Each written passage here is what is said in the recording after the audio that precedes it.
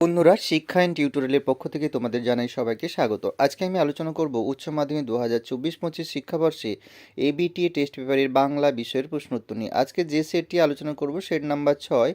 এই সেটে সমস্ত এমসিকিউ এবং এসিকিউ প্রশ্ন উত্তরগুলো করে দিয়েছি। সাথে বলে রাখি, ডাব্লিউবিটিএ এবং এবিটিএ টেস্ট পেপারের বিভিন্ন বিষয়ে ভিডিও পাওয়ার জন্য তোমরা প্লেলিস্ট চেক করে তোমাদের পছন্দের বিষয়গুলো দেখতে পারো। চলো আমরা একের দিকের প্রশ্নগুলো আলোচনা করি।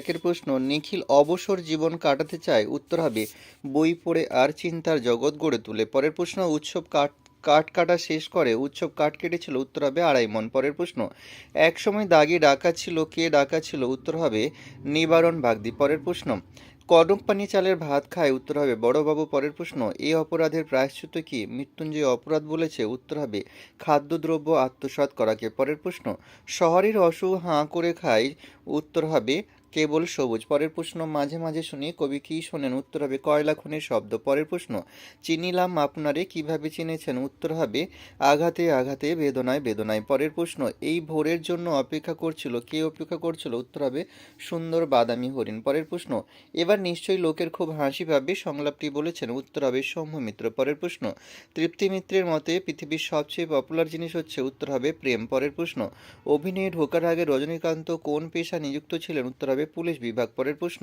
কি অদ্ভুত হাসির কথা, কি অদ্ভুত হাসি তার বলতে বোঝানো হয়েছে একজন মেয়েকে। পরের প্রশ্ন, লিমা যারা বানিয়েছিল, লিমা হলো, উত্তর হবে একটি শহর। পরের প্রশ্ন, সেকালে ঘন ঘন শাঁখা হতো, শাঁখা হলো, এইখানে যে অপশানগুলো দিয়েছে সেই অপশানগুলোর মধ্যে আমার সঠিক লাগছে না, তবুও এটা যদি হয় তা গয়ের দাগের অপশানটা হতে পারে, না তো অপশানগুলো ভুল আছে বলে আমার মনে হয়। পরের প্রশ্ন, ভাওয়াইয়া গানের গায়কদের বলা হয়, উত্তর হবে বাউদিয়া। পরের প্রশ্ন, শ্বেত অভিসারিকা কার আঁকা ছবি, উত্তর হবে অবনীন্দ্রনাথ ঠাকুর। পরের প্রশ্ন, ঋত্বিক ঘটকের প্রথম ছবি, উত্তর হবে ছিন্নমূল। পরের প্রশ্ন, সৌম্য মিত্রের মতে জীবনকে উপলব্ধি করা যাবে, উত্তর হবে রাস্তায় মাঠে ঘাটে। পরের প্রশ্ন, এইসব বাজে কথায় আমি বিশ্বাস করি না, উত্তর হবে নাট্যাভিনয় একটি পবিত্র শিল্প। পরের প্রশ্ন, কোনটি জটিল রূপমূলের উদাহরণ, উত্তর হবে অসহযোগিতা। পরের প্রশ্ন, সন্দেশ শব্দের আদি অর্থ সংবাদ, প্রচলিত অর্থ এক প্রকার মিষ্টান্ন, শব্দার্থ পরিবর্তনে কোন ধারা সিদ্ধ, উত্তর হবে অর্থের রূপান্তর। এবারে আমরা দুইয়ের দাগের এসিকিউ প্রশ্ন উত্তরগুলো করব। দুইয়ের দাগের একের প্রশ্ন, ওটা পাশবিক স্বার্থপরতা, কোন ঘটনাকে বক্তা পাশবিক স্বার্থপরতা বলে মনে করেছেন, উত্তর হবে মানিক বন্দ্যোপাধ্যায়ের কে বাঁচায় কে বাঁচে গল্পের সহকর্মী নিখিলের যুক্তি ছিল 10 জনকে খুন করা চেয়ে নিজেকে না খাইয়ে মারা বড় পাপ। তার এই বক্তব্য মৃত্যুঞ্জয়ের এক ধরনের পাশবিক স্বার্থপরতা বলে মনে করেছেন। পরের প্রশ্নে, এই গল্প গ্রামের সবাই শুনেছে, কোন গল্পের কথা বলা হয়েছে, উত্তর হবে মহাশ্বেতা দেবী রচিত ভাত গল্পে বাসিনীর মনিবের বাড়িতে হেলাঢেলা ভাতের গল্প গ্রামের সবাই শুনেছে। পরের প্রশ্ন, ফাঁপিতে একজন বুড়ি পটল তুলেছে, ফাঁপি কি, সৈয়দ মুস্তাফা সিরাজ রচিত ভারতবর্ষ গল্পে উল্লিখিত আলোচ্য অংশ অনুসারে শীতকালে বৃষ্টি বাদলের সঙ্গে জোরালো বাতাস বইলে রাঢ় বাংলার গ্রাম্য ভাষায় তাকে ফাঁপি বলে। পরের প্রশ্ন, চিনিলাম আপনারে কবি কিভাবে নিজেকে চিনেছেন, উত্তর হবে রবীন্দ্রনাথ ঠাকুর রচিত রূপনারায়ণের কুলে কবিতায় দ্বন্দ্ব সংঘাতমুখর এই বাস্তব পৃথিবীতে কবি আঘাতে আঘাতে বেদনায় বেদনায় নিজেকে চিনলেন। পরের প্রশ্ন, আগুন জ্বেলেছে কারা, কিসের জন্য আগুন জ্বেলেছে, উত্তর হবে জীবনানন্দ দাশের শিকার কবিতায় দেশওয়ালেরা সারা রাত মাঠে আগুন জ্বেলেছিল শীতের রাতের শরীরকে গরম রাখার জন্য। পরের প্রশ্ন, চোখ তো সবুজ চাই, চোখ সবুজ চাই কেন, উত্তর হবে কবি শক্তি চট্টোপাধ্যায়ের আমি দেখি কবিতায় প্রশ্নদীপিত অংশে চোখ সবুজ চাই কারণ আরোগ্যের জন্য সবুজের অত্যন্ত দরকার। পরের প্রশ্ন,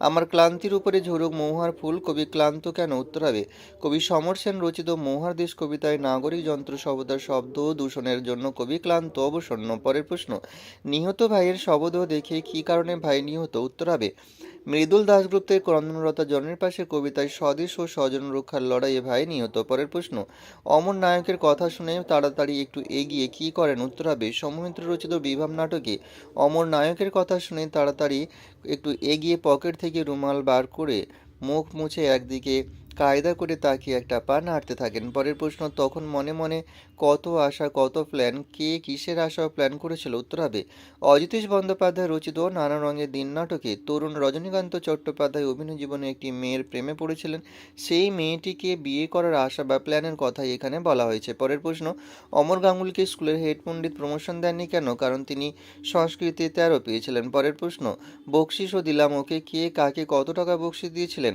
রজনীকান্ত চট্টোপাধ্যায় মুখোপাধ্যায় রামবৃষকে 3 টাকা বকশিশ দিয়েছিলেন। পরের প্রশ্ন, সেই সন্ধ্যায় কোথায় গেল রাজমিস্ত্রিরা, কোন সন্ধ্যার কথা বলা হয়েছে? ব্রেটল ব্রেক্টের পড়তে জানি এমন এক মজুরের প্রশ্ন কবিতায় চীনের প্রাচীন নির্মাণ যখন শেষ হয়েছিল সেই সন্ধ্যার কথা এখানে বলা হয়েছে। পরের প্রশ্ন, চোখ খুলে দেখি, বক্তা চোখ খুলে কি দেখেছিলেন?